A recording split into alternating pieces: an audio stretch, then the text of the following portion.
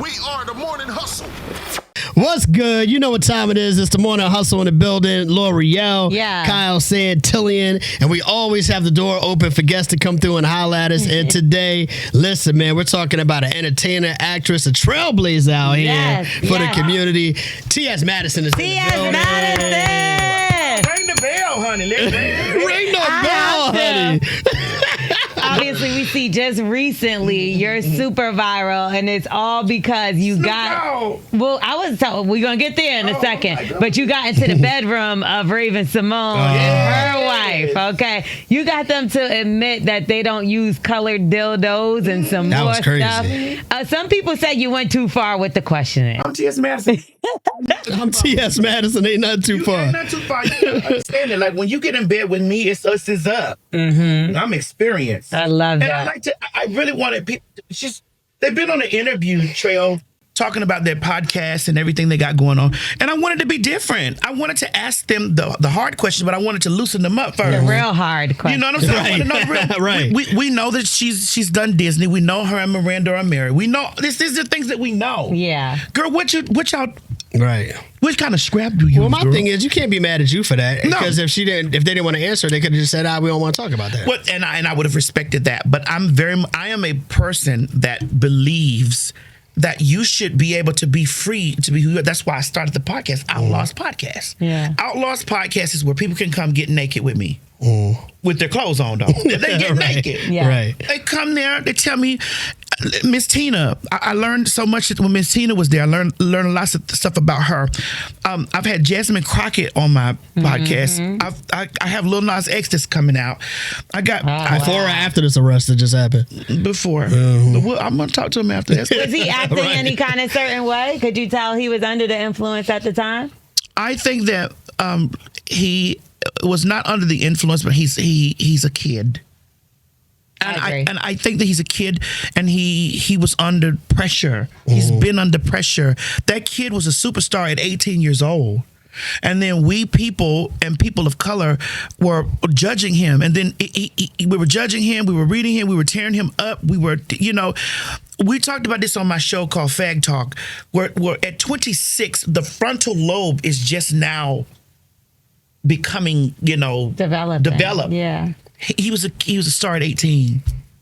Come on, that kid was a superstar, and he had the world reading. Boosie Raglass was over there tearing him up. Yeah. And that's why I was tearing Boosie Raglass up every time. That's a kid. But in fairness, man, you out there, doing imagery with the devil and all that kind of stuff. You got to expect some backlash. You get backlash, but you're still a kid, and you're trying to find your way. And then as a gay, you've already been told you're going to hell. And it's like, I don't even know God yet. Like, how are you going to already condemn me? And I'm dealing with things internally that I don't know anything about. So with that, just speaking on that really quick. So do you believe in that he's actually is a gay man? Because, a lot of people were saying that's my daughter.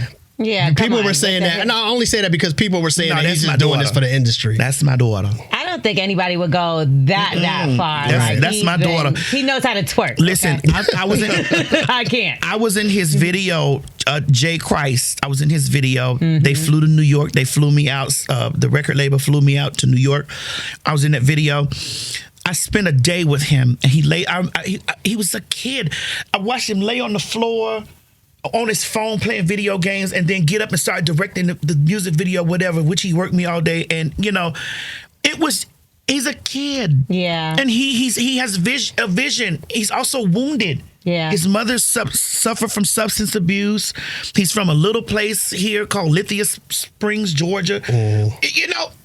He was homeless. He's a kid. And then he was like the face of something that at the time a lot of people got, like you would get scrutiny being in the music industry or being a rapper and saying that you were openly gay, like, or anybody even speculating that you were gay. I feel like at that time it wasn't as easily received as it is now then. Well, I mean, listen, the only person that we heard in the industry that was gay was Frank Ocean. Yeah. I mean, we speculate about a lot of others, because I speculate about a lot of you niggas out there. Who's the main one? All of them. What about, I was just seeing this the other day. Lavender marriages. Have you heard about these? Yes. This new trend? I think that's because, girl, who wants to get married any damn way? That's what they saying nowadays. But lavender marriages is when come on, help me if some one of you gays over here. What is the lavender marriages? When the gay men, when the two gays get married? A straight woman, and they still live their lives as whatever. They could sleep with each other if they want to. But I believe like he goes on his life living a gay man. The women. Gay guy too. It can be either way. Oh, okay. Well, that just sounds like party to me. Yeah. But I think the purpose is they are trying to have kids, an actual together, household, and raise a child. They want to have a family. Like I mean, you can have a family with same sex. We seen it on Buzz Lightyear. Yeah, on Buzz Lightyear. So let's talk about that with Snoop, okay? So you called Snoop out for some of the comments that he had just to say. a bit because and listen. I could call Snoop out about a lot of things. That Trump shit stuff for number one. Yeah. You black, Trump. I'm gonna have to agree with you. Come on, bro. 1,000%. Come on. And you were one of the main ones that was like, any one of you niggas out there that's got that Trump, I'ma see you nigga. And then you go at the damn you a disc jockey. He was DJing at the event. You DJ Snoop. DJ Snoop. And it's just as a black man, you can't forget that you're black. Yeah. In America. And being black in America means, and to be where you are, remember where we came from. We couldn't drink at a water fountain. Yeah. We couldn't go to the same schools. We couldn't ride on the front of the bus. It's something we couldn't do as black people. And you want to get in a space and put yourself in the shoes of queer people and look at it from the perspective of I was black. My people were black. No, they didn't want to see our nigga ass on TV. So here's where we disagree. How does white? Hold on, let me finish. I don't mean to touch you because I don't want Rashonda to come out. Imagine white people having to tell those are black people on TV. Imagine it's used black people knowing that white people did that to us. We don't want those colored people on TV, And in order to keep us out, they put blackface on to play us. Oh, sure. Do you understand how representation matters? Okay, you might not be able to explain that the two women have a baby. Why can't you say that the two women adopted a kid? Why couldn't you say they were adopted? You don't have to go into the deep logistics of it right now because no, you can't go into it right now. But at some point, you should be able to go into it. You live in a big world that gays, trans, queens, and lesbians buy your music. You live in a world where we all exist in the world together. Everybody ain't straight in the world. Yeah. Everybody ain't cisgender. People transgender. Everybody ain't the same. So you can talk to your kids about being different. You don't have to bring it down to sex because now you bringing it now. Well, now I got to explain how they got two mamas. No, you can explain that the kid was adopted. I got in this argument or a back and forth with one of our other co-hosts, Alton, because he was like, well, but the sexualization of it all. And I'm like, well, they kiss in the movies. They got a song, Kiss the Girl, Ariel. So did they kiss? So the two women I didn't see the movie, but I believe they just ended up having a baby some way, somehow. But here's my thing. Here's my thing about it, right? I think everything... Yes, it is a real world and a lot of things happen, right? But as parents, I have 3 kids myself. As parents, we want to reserve the right to introduce, have those conversations, filter the information, you know what I mean, when we feel our child is ready for it. So where I would defend Snoop in this one particular situation, because I agree with you with the Trump stuff, but in this particular situation, if I go to the movie with the child expecting one thing and I get blindsided by that imagery, I am caught off guard and now I'm put in a position I was not ready for. May I ask the question, what imagery did you see? No, I didn't see it, but I'm just saying. No, but what imagery was shown? Did they show the two women on top of each other having sex? I don't know. I didn't see it. No, but that would be a little too far for Disney. Right. Oh, we're talking about Disney here. Yeah, that's true. Maybe not too far. We're talking about Disney. But hypothetically, and people out there watching and listening, and people in the station here, were the two women having sex? Did they kiss? No, I doubt they were having sex. Okay, so they didn't even kiss. They didn't have sex. They were two women who both the kid called both of them mommy. they adopted. You could have said that. God mommy. I got a god mommy, so I got 2 mommies technically. Yeah, I do think he probably took it a little too far to be like, I'm not going to movies no more, and I'm scared. It's the simplicity of you don't have to sexualize us because we're transsexuals. You don't have to sexualize us because we're lesbian. You don't have to sexualize us because we're gay. You don't have to. You sexualize us, but we're human. Yeah, we exist. We have kids. I know trans women right now that have children, titties at the top, ding-a-ling at the bottom, and they have children. Explain that. And I mean, you also are if you're sending your kids to school, then they might have a trans parent. And I believe that you should actually have those conversations so that there is no issues when they get to school, because then it won't be confusing to them. I've seen two men have a child and they've raised successfully a child, like with no problem. But instead of that person getting bullied when they get to school, I do think the normal thing would be to start including it in more cartoons. And like you said, it doesn't have to mean sexualizing per se. But yeah, Billy has 2 dads. Yeah. Hey. Yeah, but the only thing I get, and I'll stand on the fact, is the parent wants that right to introduce it to the child when they feel ready. You can't stop it at school, though, is what I'm saying. I'm just saying. You can't stop it at school.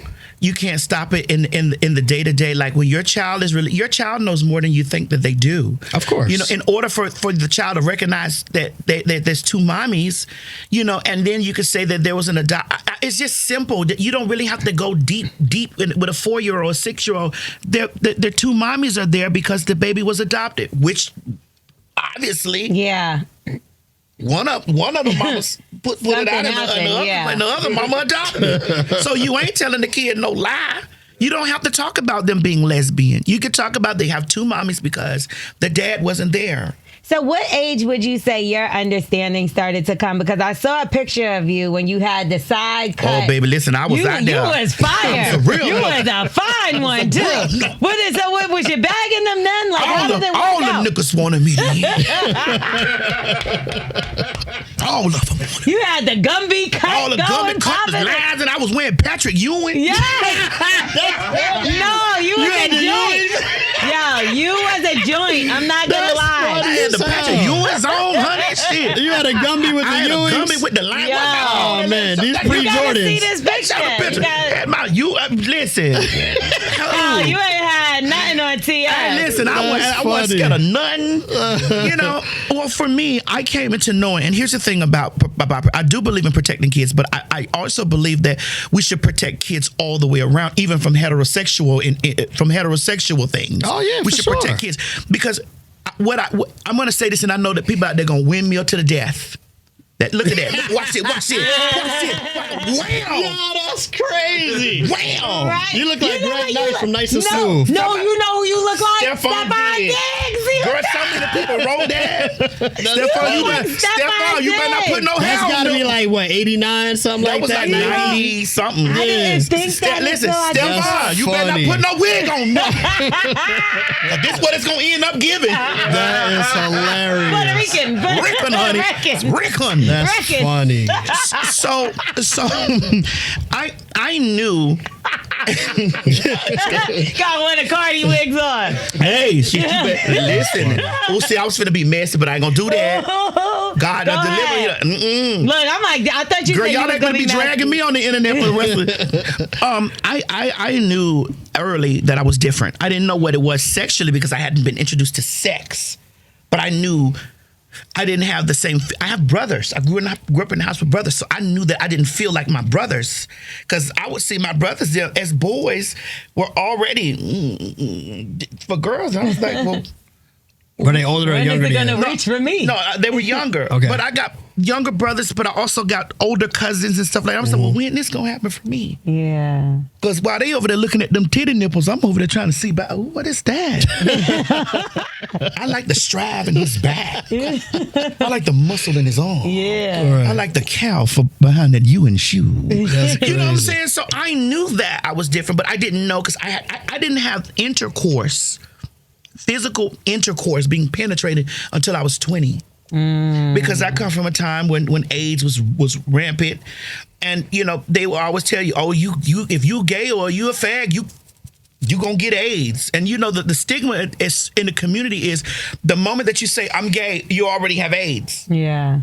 And that's just what it was then. And so I was like, ooh, I don't want to get AIDS. So I don't want to tell nobody. I don't even know what gay is. I don't know what's going on. I've never seen a gay person. And when I hear in the household them talking about gays, it's AIDS and death and hell. No, that was definitely a lot of the talk, especially late 80s, early 90s. Yeah, so I don't want to talk about that. Like, so I'm over here sheltered, and I don't think people really understand what they do to kids that are queer. You force us to go through the matrix. I asked my mother because my mother's coming on my podcast too. I asked my mother yesterday when we filmed. I said, Mommy, what did you foresee for me? She said, I wanted you to get married. I wanted you to have kids. I want you to go to college. I want you to this. I said, so you already had it mapped out for me without even asking me. You already had what you wanted for me without even knowing me. I didn't even know myself, but I had to know what you wanted for me. Yeah. That's crazy. And I don't think people really understand. And then if you're queer or gay and you're sitting in the barbershop with your dad and you hear all the men talking about all this good coochie walking around, how much they get, and you don't even know your daddy talking about he's sliding on your mama. Right. Since we want to explain to children, Snoop, you don't even know that you in the barbershop with your son or grandson and you talking about sliding on his mama or grandma with the fine broad, and then you hear them talking about the gay person that might pop across the TV. Yes, I want to kill that. They don't even need to be alive. Ill, burn in hell. And this, you don't know what your kid is.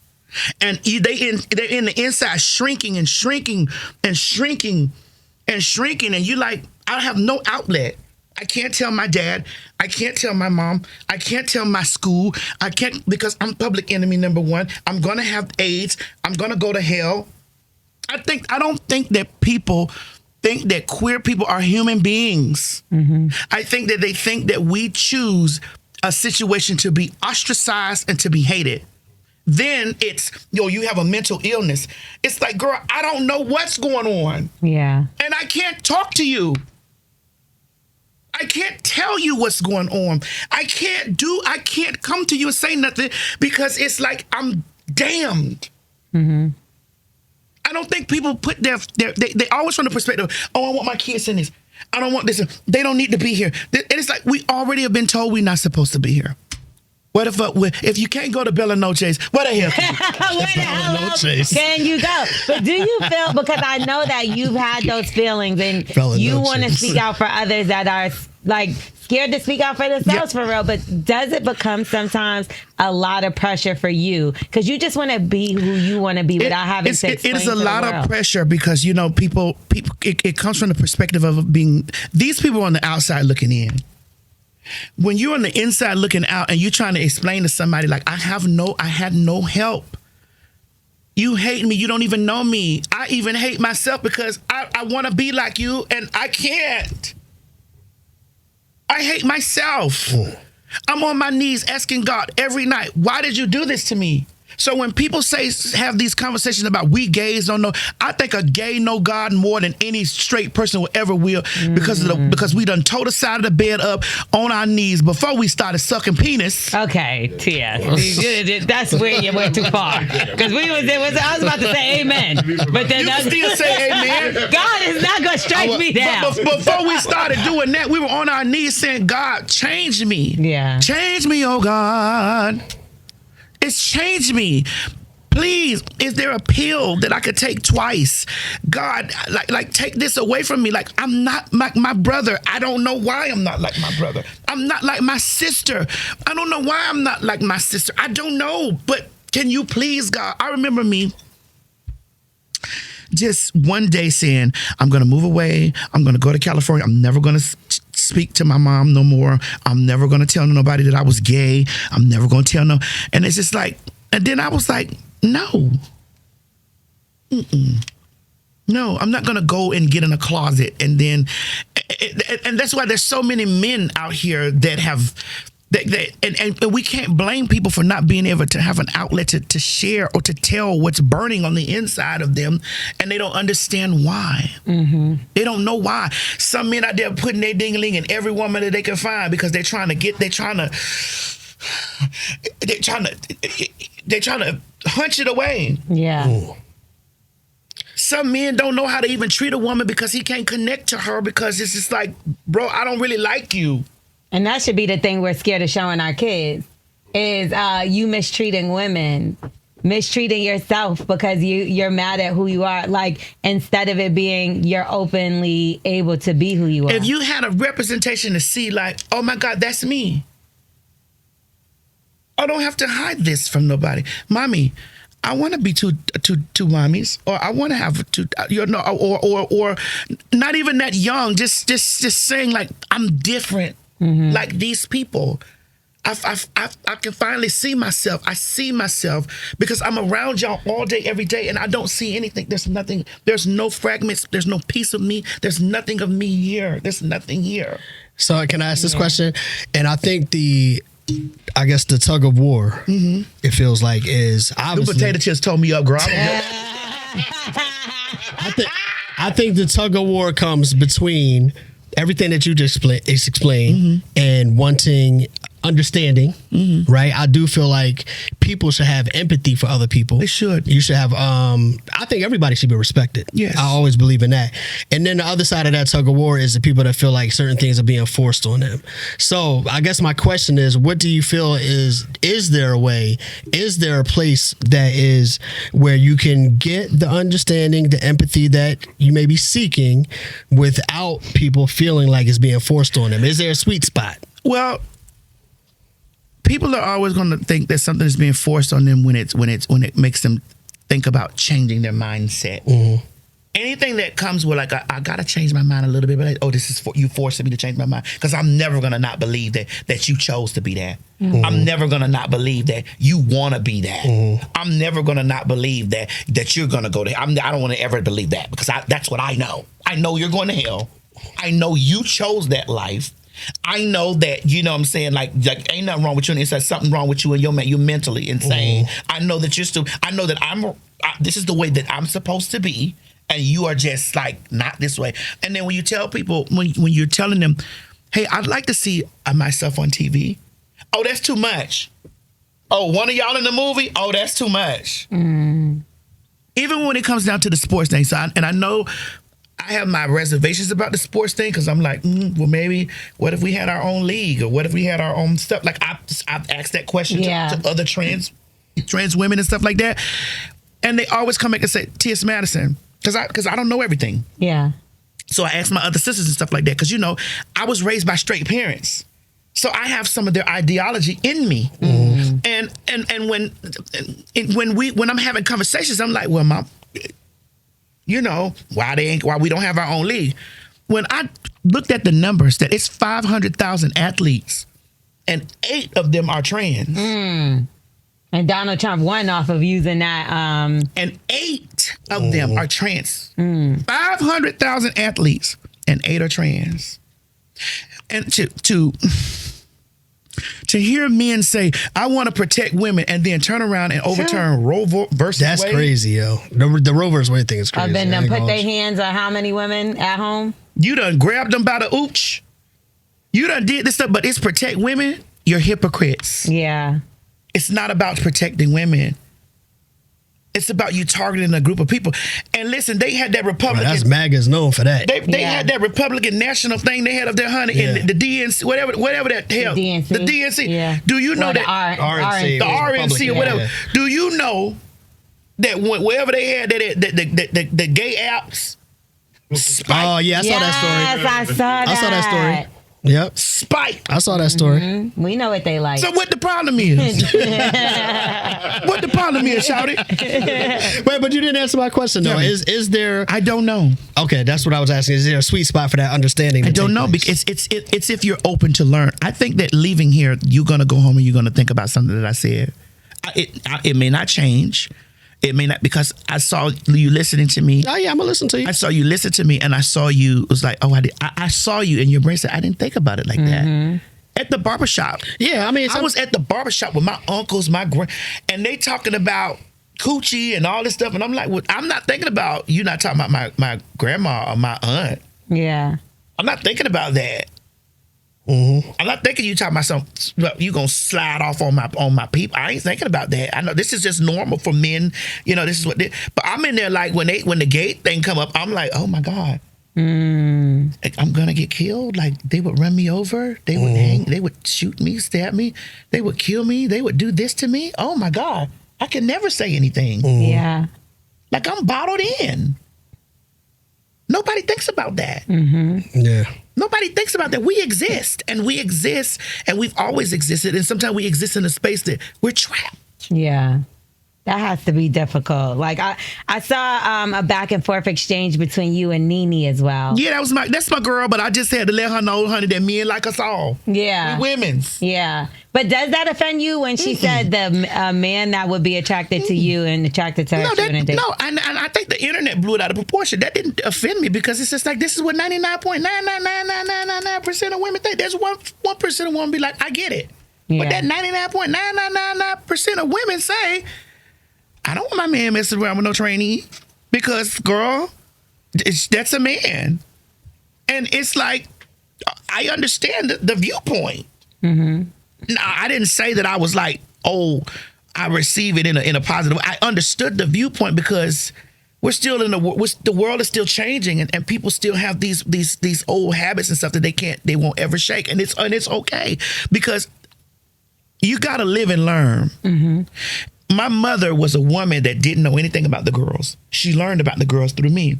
She didn't know that men hound and be about to claw their eyes out about the girls. She didn't know that until she actually witnessed it for herself. Yeah. Husbands and boyfriends and next door neighbors. And she was like, oh my God. Wait, I'm lost a little. What do you mean about she didn't know about the girls? Well, she didn't know that the girls are highly sought after by men. You mean trans women? The girl. Okay, that's where I was lost. I was like, they are highly. I was lost. I'm not removing myself from that. We are highly sought after by men. Highly sought after because I know that people be out there screaming, that's a man, that's a man, that's a man. But the men that are looking at us are like, no, that's not. I like that. Yeah. I remember there was a situation with a New York DJ, Mr. C. And he's dead now, right? He's gone now. He passed away. Yeah. But at the time, it was like it came out that he got caught with a trans in the car. woman. But that wasn't his first time. It was numerous times. What I didn't like about what Mr. C did, like, and God rest Mr. C, so I didn't like that he came on the radio station and crying and talking about he has to apologize to those dudes in the room. No, you talk to your wife. Apologize to your wife and your kids. You don't owe those dudes, I don't want to say other things, you don't owe those niggas in there nothing because you don't know what they doing. You don't know what they're doing, so you don't owe them anything. Talk to your wife and your kids. But don't you think that's a little bit to say mental illness on the other side, but that's a bit of mental illness to say that's exactly who you wanted to be in that moment. So why are you apologizing to other people? But here's the thing. You are? Here's the thing. Just because you like a trans woman doesn't mean that you don't like biological women. Well, when does that stop? I try to figure that out. Like, what? Just because you like a trans woman, all of a sudden you said I don't like biological women. Again, it's reducing us to our genitalia. It's like, okay, well, you got a penis, so that's what he going after. Even on Nene's show, I said, sister, every man that I deal with is not gay. Every man that I deal with is not that's a gay man. I don't know about everybody else. I don't want to call you, but I know that that's a gay man. Okay. That gay man don't like me. 99.9 that, and if anybody else in here is a gay man, they're not dating me. They're dating other men. Men who like the girls like femininity. They like the woman. They like and if some of us have our organs and then some of us don't. There are men who I have dealt with that was like, hey, them your problems. I don't want your problems. Yeah. Right. But I accept you for all of who you are. And I'm like, okay, now if you ask me to put a label on them, in their mind, I want y'all just listening, in their mind, they are heterosexual men. Me, I personally think they're either pan, bi,